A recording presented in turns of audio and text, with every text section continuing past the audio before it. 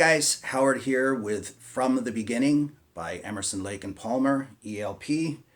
I am in standard tuning, okay, and I've gotten a lot of requests for this one, okay, so I'm finally getting to it. And if my trusty Fender Paramount will stay in tune for me today, the weather seems to be affecting it. It's very cold and chilly in Southern California. So I'll put the tab up on the screen. I'll break this down into sections: the intro, the verses, and all that stuff, and even what happens before the solo section, okay? So right out the gate, we have some natural harmonics. And then on the first E string, 10 to 12, and slide all the way down to 7 and strike it again. So you want to land that note first and then pick it again. So we have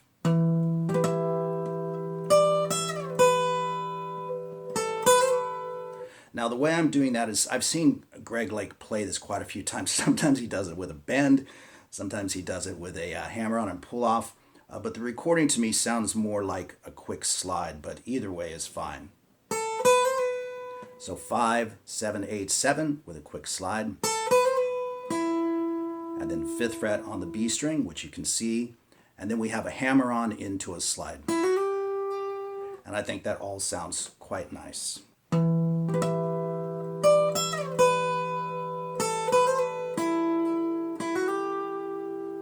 And then we have an open A string, open G string, and then slide on the first string from the 3rd fret to the 8th fret. And once again, that's a slide to the note and then pick it again.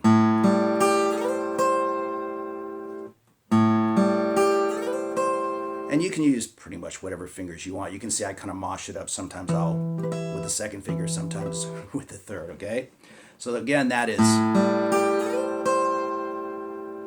And then we have an A minor 9th chord. I've put the names of the chords in the tab for you in case you are a theory aficionado, okay? Some people want to know the names of these chords. This is an A minor 9th technically, and the pattern he's got here, he's raking across the strings, but it's really 3 16th notes into 2 8th notes. So it's kind of super specific. And that'll give you that sound. So what we have so far then is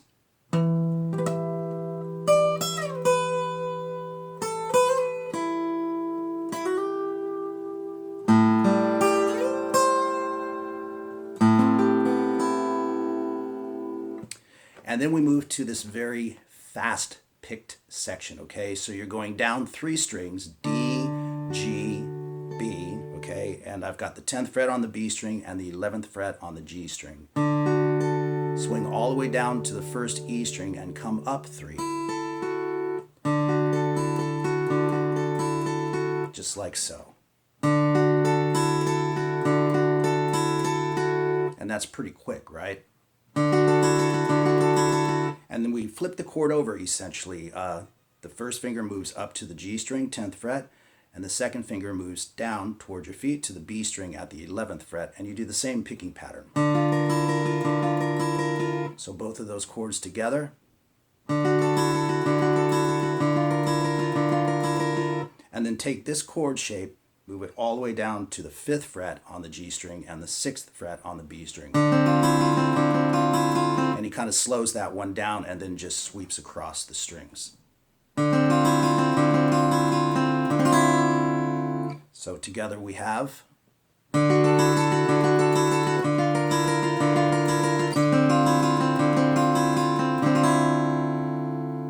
And that is the whole very cool intro.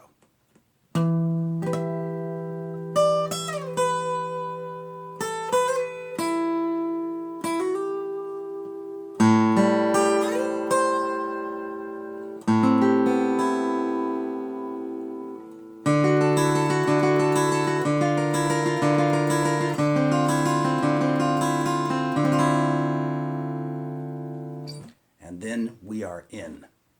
And this is very cool stuff, of course. This is a very cool tune. I love it. We're bending the 6th string at the 2nd fret a half step. I use 2 fingers to do it actually, but you can just use 1 if you want to. But you do want to make that half step because what we're looking for is that combined with the open D string. It gives you like a G power chord. So you bend it a good half step, hold the bend, pick the open D string, and then bend it again. So you want to use a downstroke and an upstroke for that. And that's it, okay? And then we are in.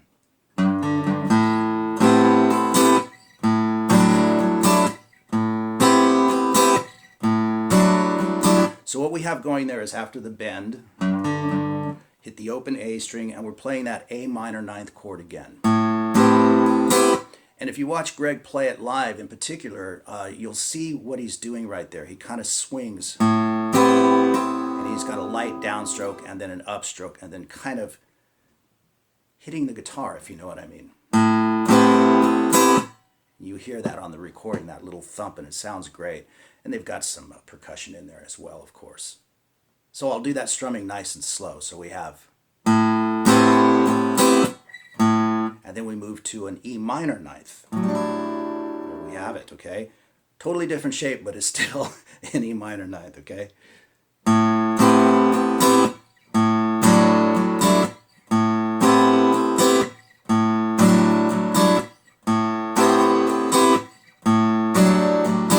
And you'll do that 3 times out the gate on this one because he plays it twice before he comes in singing. So really when he comes in singing, the verses, you only play those chords once each, okay? So we have again.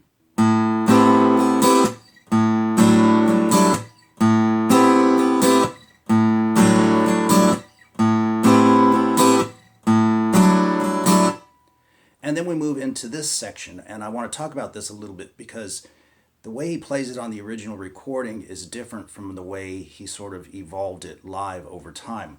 The way I've got it tabbed out is the way you'll hear it on the actual original recording.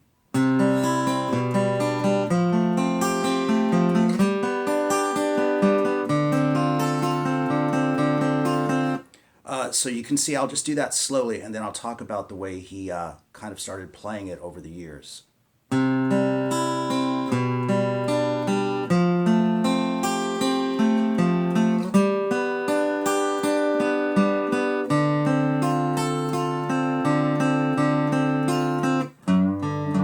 To that, okay? But the way he started playing it over time was simply this. Just for those first 2 chords, everything else stayed the same. So that's just a C chord picked right down to the B string. Down, down, down, up. And then move your second finger to the 2nd fret on the A string.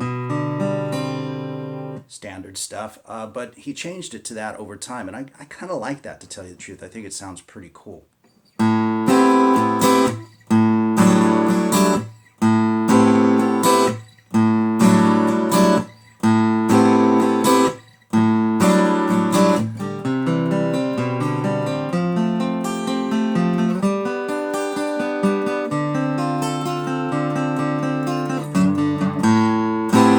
So the choice is yours. You can play it either way, whatever sounds best to you, or just whatever works best for you, okay? So let's talk about the very tail end of that. And on the original recording, you'll hear a couple of open strings being hit, I think a B or something like that, before he gets back to the bend. Those are just naturally occurring things. That's just him continuing to pick while he moves to the next chord. So he randomly hits an open B string or a G or whatever it is. That's natural stuff. I tell my students all the time, don't get too hung up on that. Just try to play the tune, right? Because that's what he's doing. And those little anomalies, those little nuances are just naturally occurring things, right?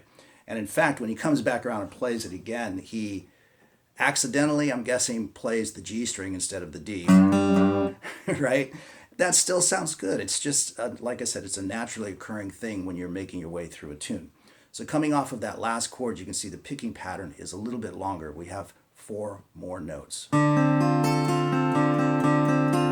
Right? And like I said, he kind of lifts off early to get back there, but just try to hang with the chord as best you can.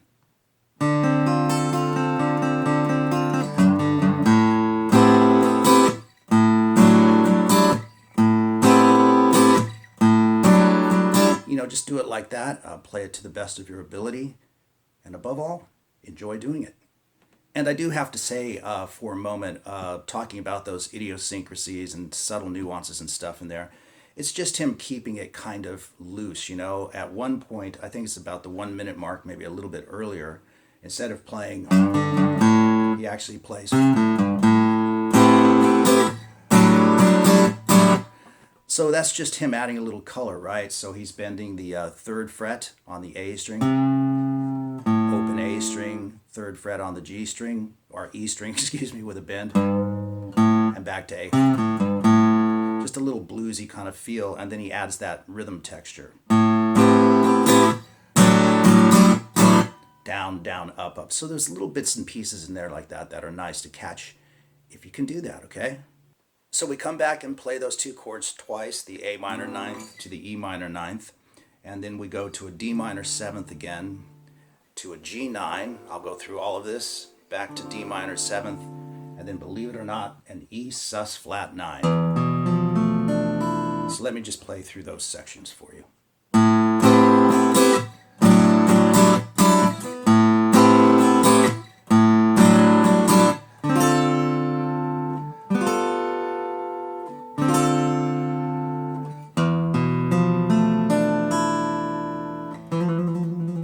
Bass trill in there. So he just lets those chords ring out. This is the part, you'll see it's all clear, you were meant to be here. This is a D minor 7 to a G9, back to D minor 7, and then, believe it or not, it's an E sus flat 9. And if you want to toss that little bass trill in there, it's the second fret on the D string to the third fret, and just trill it out.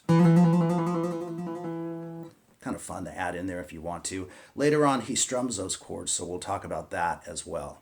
So instead of letting that D minor 7 and the G9 ring out, he plays a little rhythm pattern.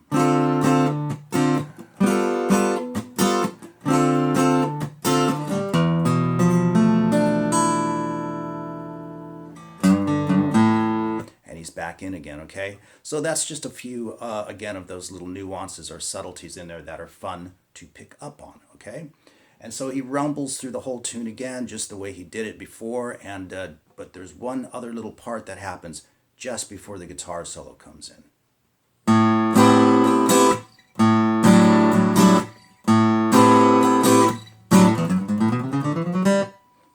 Okay, so that's pretty slick, right? So let's talk about the best way to approach that. And I probably should have warmed up a little bit before attempting that lick. I think I nailed it. I'll have to go back and check the video. But in any event, it is purely chromatic, and you'll hear a couple of anomalies. Again, it sounds like he hits an open B string or an F sharp note or something. But again, that's just him going for the lick, okay? So you want to try to hit the chord if you can, and then play the lick.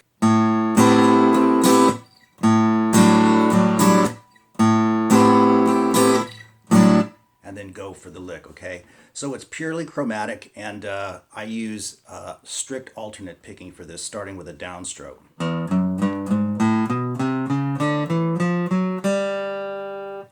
Pretty nice.